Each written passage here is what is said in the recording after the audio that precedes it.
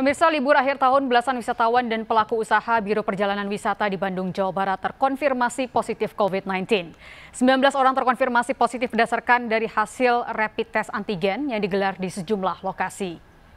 Rapid test antigen digelar oleh Dinas Kesehatan Kota Bandung di lokasi wisatawan menginap dan di terminal yang menjadi titik kedatangan wisatawan serta tempat-tempat wisata. Libur akhir tahun tercatat 19 wisatawan dan pelaku usaha perjalanan wisata terkonfirmasi positif COVID-19. 40% diantaranya adalah wisatawan dari luar Kota Bandung. Hingga saat ini kasus COVID-19 di Kota Bandung mencapai 5.858 orang. 528 diantaranya positif aktif, sementara kasus kematian karena COVID-19 mencapai 155 kasus.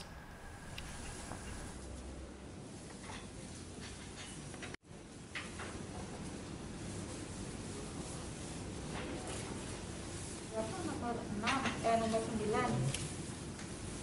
Nomor KTP. Pemirsa, sejumlah daerah mulai bersiap untuk mengambil langkah-langkah menyusul keputusan pemerintah pusat untuk memberlakukan PSBB ketat di Jawa Bali mulai 11 hingga 25 Januari mendatang.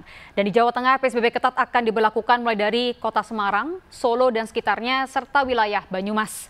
Segera kita temui Gubernur Jawa Tengah Ganjar Pranowo. Assalamualaikum Pak Ganjar, apa kabar Pak?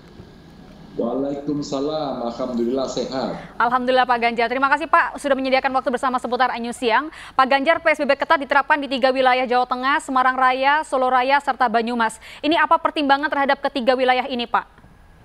Ya, peningkatannya masih tinggi kalau kita bicara grading warnanya merah. Dan bukan tidak mungkin akan juga diterapkan kepada kabupaten kota yang lain. Yang zonanya kalau kita pasti grading warna tadi itu merah. Nah, kita juga akan turunkan Mbak, tidak hanya pada level kabupatennya, tapi turunkan sama kecamatannya sampai kelurahannya. Itulah yang kemudian nanti kita siapkan secara teknis yang kita kasih nama mikrozonasi. Sehingga mungkin tidak ditutup satu keseluruhan, tapi bisa dilakukan di tempat-tempat itu yang kita temukan memang di situ terjadi peningkatan yang tinggi. Begitu. Baik, Pak Ganjar, ini penetapan berdasarkan wilayah zonasi akan ditetapkannya sebelum tanggal 11 ketika PSBB ketat dimulai, atau bahkan ketika PSBB ketatnya sudah berlangsung, Pemprov akan terus melakukan zonasi tersebut, Pak? Oh iya, sebenarnya sudah lama Mbak, kita tidak melakukan PSBB. Dulu PSBB dilakukan hanya di Kota Tegal saja di Jawa Tengah. Terus kemudian beberapa kabupaten kota melakukan pembatasan kegiatan masyarakat. Ini sebenarnya beda tipis kok begitu. Kan yang diperlukan adalah kesadaran terbangun, kerumunan tidak terjadi, terus kemudian operasi justisi atau penegakan hukumnya jalan. Bahkan sudah ada yang sampai ke pengadilan, pasti sama dengan cerita daerah lain, orang apa terkena hukuman dan seterusnya.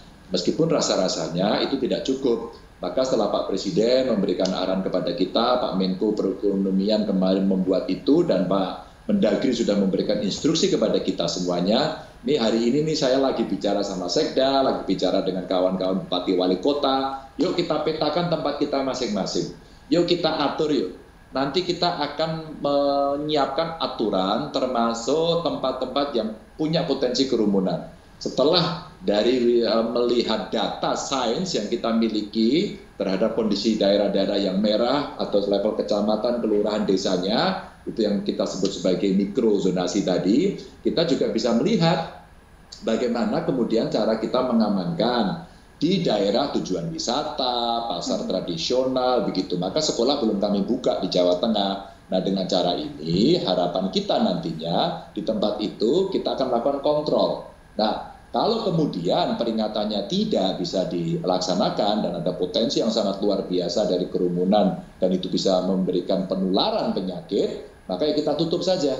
Nah, cara-cara inilah yang coba kita sampaikan. Namun saya mencoba untuk melibatkan banyak pihak. Ya kampus, ya tokoh agama, tokoh masyarakat, anak-anak, kawan-kawan milenial, untuk semua ngomong yuk, kita mesti lebih cerewet lagi untuk memberikan informasi ini agar kita bisa mencegah penularan tidak lari sampai sebebas ini. Nah, kalau nularnya gaspol gini kan bahaya, yang harus digaspol kemudian tertibnya kan begitu. Baik Pak Ganjar. Yang berikut ini Pak Ganjar, pengawasan seperti apa Pak akan dilakukan ketika PSBB ketat nanti akan berlangsung 11 sampai dengan 25 Januari? Sebenarnya ketentuan upama seperti work from home, kami yang di pemerintahan ini sampai dengan hari ini Mbak, sejak dari April kalau tidak salah, waktu itu kita 50% loh sampai hari ini masih jalan. Nah, pemerintah pusat menginginkan 75% ya kita akan lakukan. Maka kita rumahkan semuanya, gunakan teknologi dan kita tetap bisa bekerja melayani masyarakat. Ada sih petugas di front line yang memang harus bekerja, nah mereka lah yang coba kita lindungi. Dan tentu kita mesti punya kredibilitas yang tinggi terkait dengan data untuk mengedukasi. Sebenarnya berapa data kita?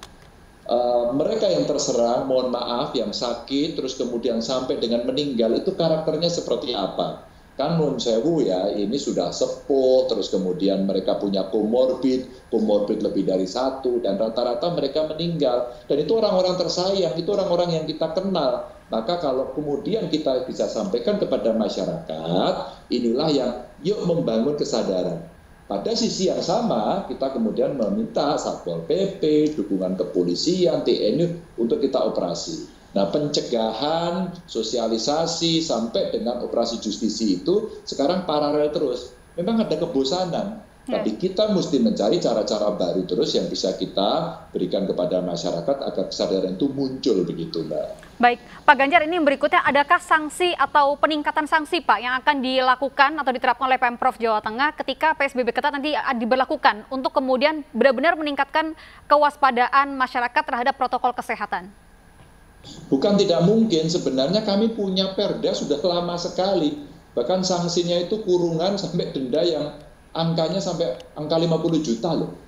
Cuman belum pernah kita terapkan. Karena apa? Kita mengerti kondisi sosiologisnya.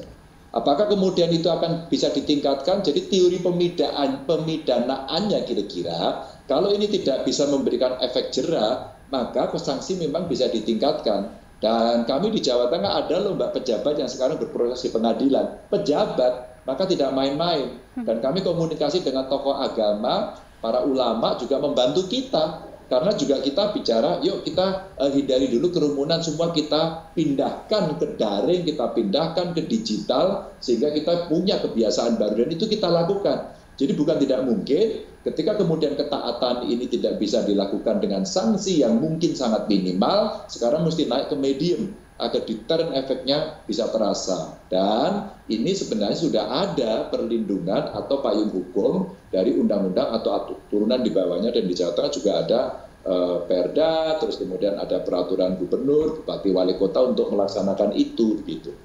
Baik, terakhir ini Pak Ganjar, kita lihat bahwa kasus COVID-19 di Indonesia terus menunjukkan lonjakan. Kemarin Indonesia mencatatkan rekor baru dengan 8.800 lebih kasus dalam 1 kali 24 jam. Apa pesan Pak Ganjar kepada seluruh warga dalam kaitannya terhadap disiplin penerapan protokol kesehatan, Pak? Untuk warga kita nggak mau sakit loh, orang tersayang kita nggak mau sakit loh. Mohon maaf, kita masih mencintai mereka, kita sayang mereka, pada guru kita, pejabat kita, ulama kita, kiai kita, nyai kita. Sudah berapa? Nahdlatul Ulama sudah menyampaikan kepada kita berapa kiai meninggal dengan data itu. Apakah tidak bisa kita berkontribusi hanya untuk menjaga diri kita dengan 3M dan tidak berkerumun? Masa kita tidak bisa membantu itu begitu? Ayo dong, ayo. Apakah kita masih akan mengikhlaskan orang-orang tercinta kemudian sakit, mohon maaf, kemudian meninggal karena penyakit ini? Dan bagaimana cara kita menghormati nakes kita, dokter kita, yang sekarang rumah sakit penuh? Apa iya kita tidak bisa membantu? Maka saya mohon dengan sangat, saya mohon dengan sungguh-sungguh, ayo kita bantu. Tidak sulit, hanya dengan 3M dan lebih banyak tinggal di rumah. Memang tidak menyenangkan, memang tidak mengenakan, tapi ini bagian tindakan yang konkret atas dasar kesayangan kita kepada saudara kita, atas dasar patriotisme kita, atas dasar kemanusiaan. Saya mohon masyarakat bantulah kita. Baik, terima kasih banyak Gubernur Jawa Tengah Ganjar Pranowo telah bergabung bersama kami seputar Siang RCTI. Sehat selalu Pak, dan selamat beraktivitas kembali.